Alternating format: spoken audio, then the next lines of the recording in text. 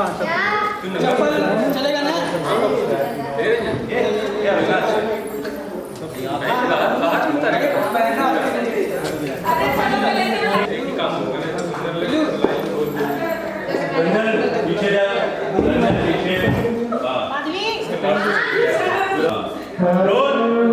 Rolling action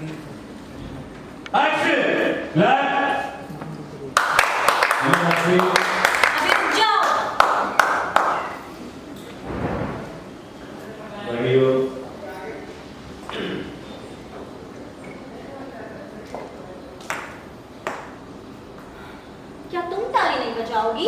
अब जैसा कि हम आपको बता चुके हैं कि अभी हम आए हुए हैं कन्या प्रधान के शूटिंग पे और यहाँ मिलाने वाले हैं आपको मोहिनी भाभी से। मोहिनी भाभी कन्या प्रधान सीरियल के एक मुख्य कलाकार हैं। इनके बल पे बोल सकते हैं कि ये शो हिट हुआ है, पूरा इंडिया में कन्या प्रधान सीरियल फेमस हो गया है। नमस्कार। नमस्कार, और जो दर्शक देख रहे हैं उनको भी नमस्कार।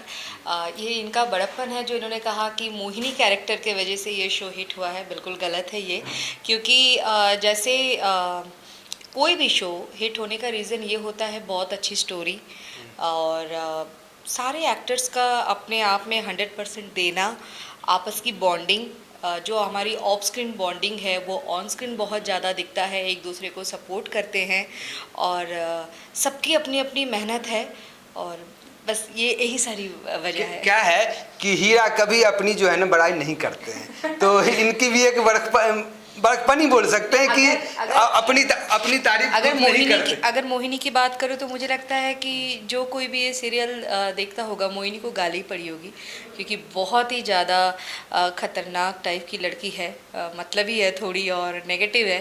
बट मुझे ऐसा लगता है कि एक नेगेटिव कैरेक्टर को जब गाली मिलती है ना, वो हमारे लिए कॉम्प्लीमेंट होता है। बोलते हैं जब किसी कैरेक्टर को गाली पड़ना लगे ना तो समझिए शो हिट है। हाँ, और अगर गाली मिल रही है तो शो हिट है और वो इन खूब बटोर रही है और ये होता है कि जब हिट हो गई तो फिट है, तो फिट है तो हिट है। तो हम इनसे जानते हैं कि आप तो बहुत सारा सीरियल किए हैं, कन्या प्रधान भी अभी आप कर रही है, तो इससे पहले में आप बड़े बड़े शो हिट शो देखे, तो कुछ बताएंगे कि पिछला कौन कौन सा शो आपने किया हुआ है? लास्ट इससे पहले मेरा था बैरिस्टर बाबू 1, उसमें भी मेरा नेगेटिव कैरेक्टर था, मेरा फेमस डायलॉग था दुग्गा दुग्गा।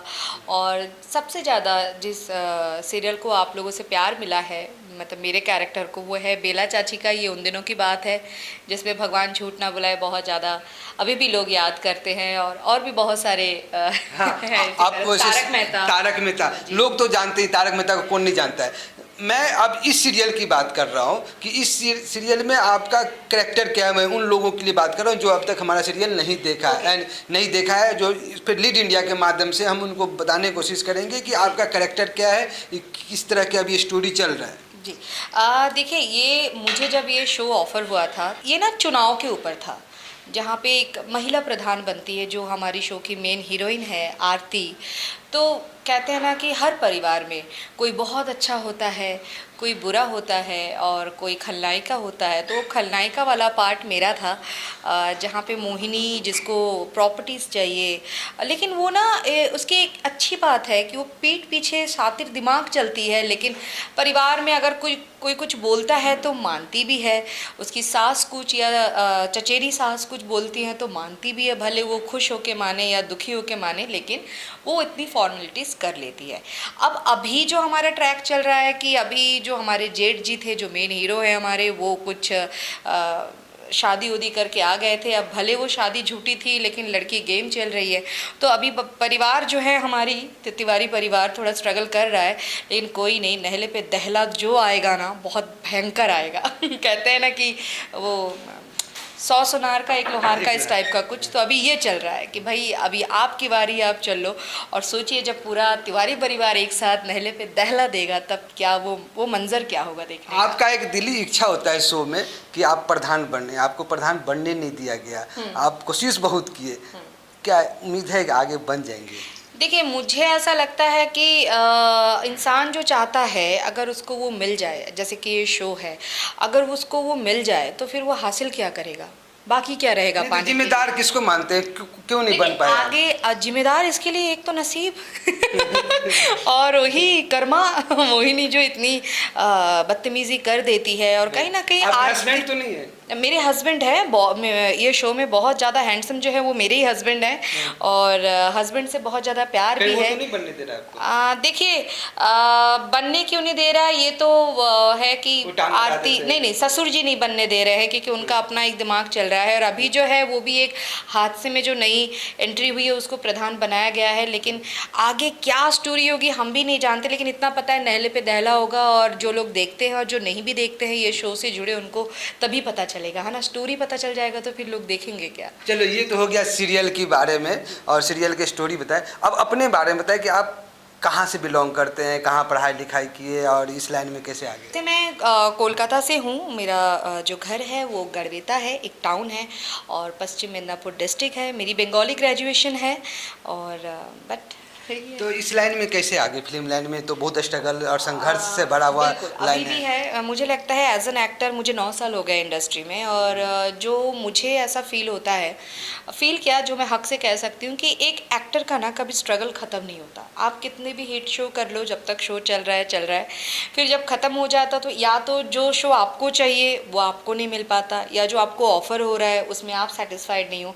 जैसे ये शो करने का मेरा रीज़न है कि मैंने हिंदी किया है, आगे भी मुझे हिंदी ही करना है।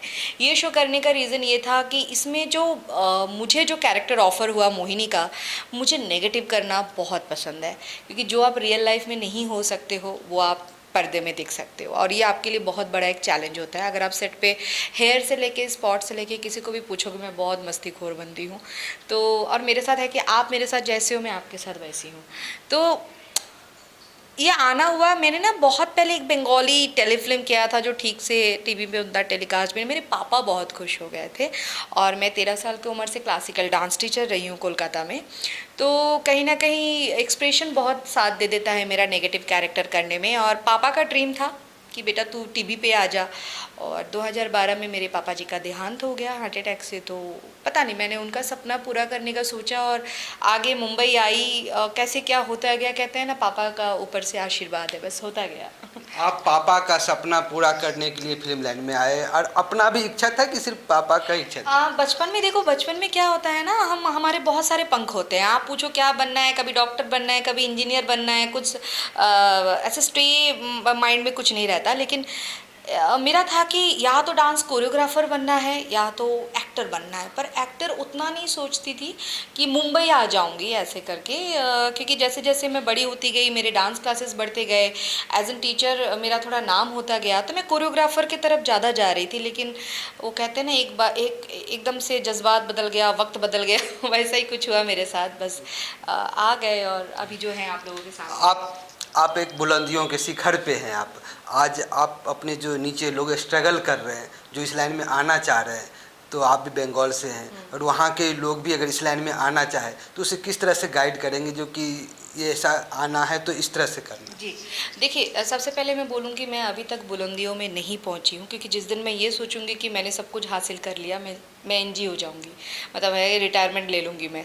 तो जो भी स्ट्रगल करना चाह रहा है, इस लाइन में आना चाह रहा है, मैंने कहीं एक्टिंग कोर्स नहीं किया है, लेकिन अगर आप लोगों के लिए पॉसिबल है तो एक्टिंग कोर्स करिए, थिएटर ज्वाइन करिए। और अगर इसमें भी नहीं हो सकता है, कई बार हो सकता है ना कि आप नहीं समय पा रहे हैं, या आप इतना पैसा नहीं इन्वेस्ट कर पा रहे हैं, आप ना लोगों को ऑब्जर्व करिए। मतलब कहीं ना कहीं एक्टिंग हर एक तरीके के कैरेक्टर हैं।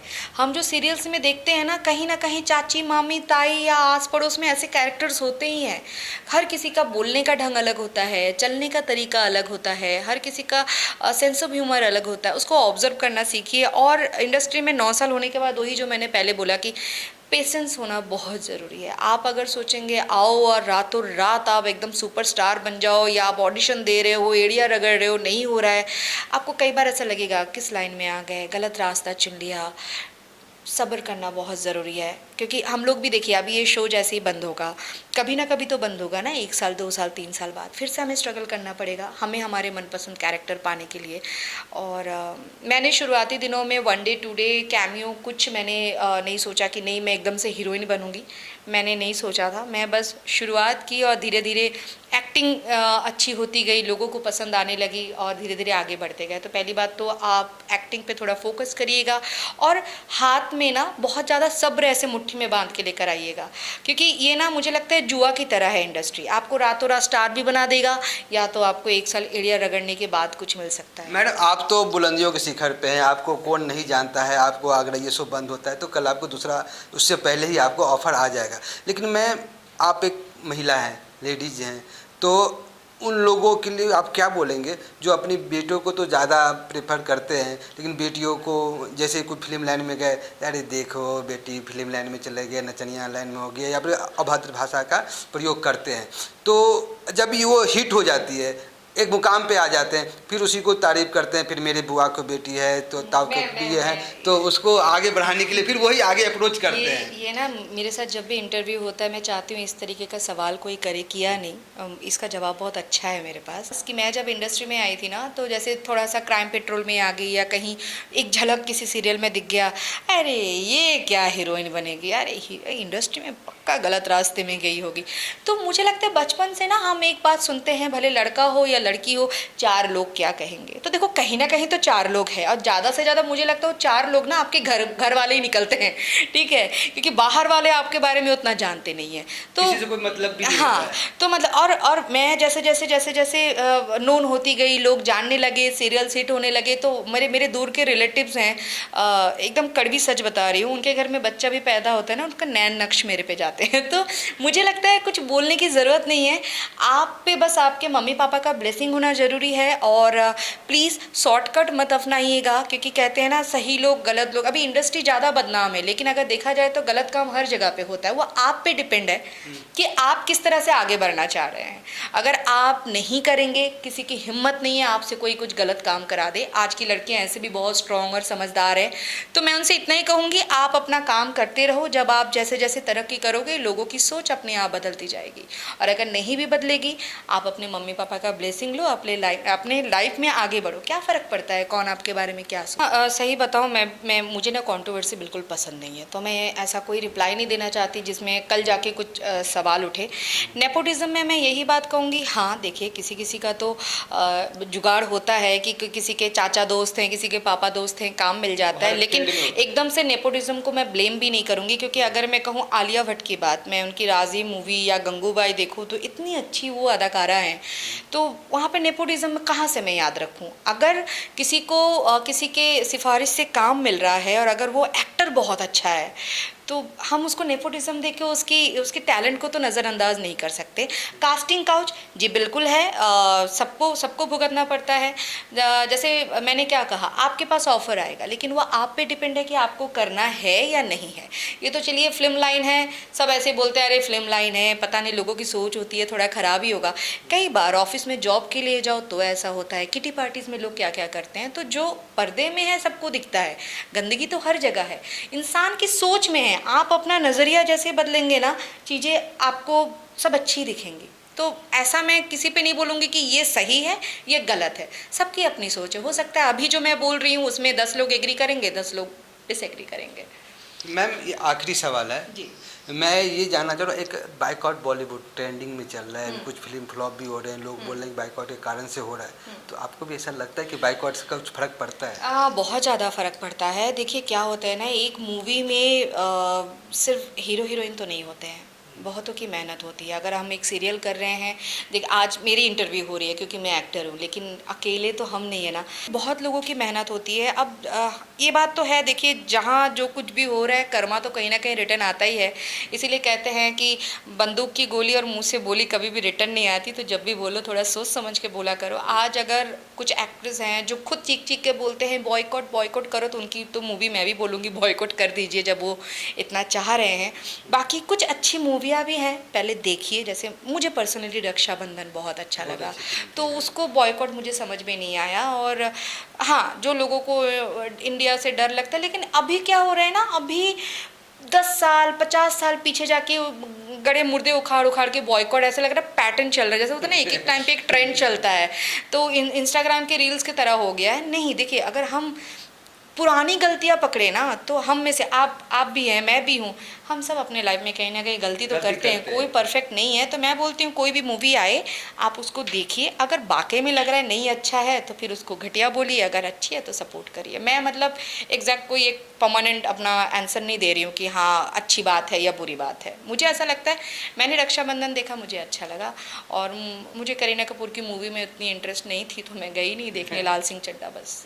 धन्यवाद मैडम, आपसे बात करके बहुत अच्छा लगा। तो मैं तो बस लोगों से इतना ही कहूँगी कि गाइस आप लोग देखिए, सबको ना खाने में भी मसाला अच्छा हो तो खाना अच्छा लगता है, तो इसी तरह अगर न्यूज़ अच्छी हो तो उसको देखने में भी अच्छा लगता है, नहीं तो क्या है आगे स्किप कर दो। तो लीड इंडिया में मुझे इंटरव्यू देके बहुत अच्छा लगा, बहुत ही मज़ेदार आपने सवाल किया जिसमें मुझे भी जवाब देने में अच्छा लगा। तो आप लोग सपोर्ट करिए, आप लोग देखिए, और आप लोग जब सपोर्ट करेंगे ना तो ये लोग इसी तरह से और मज़ेदार चीज़ें आप लोगों से शेयर करेंगे और आप लोग भी इंजॉय होंगे, इनका भी काम चलेगा।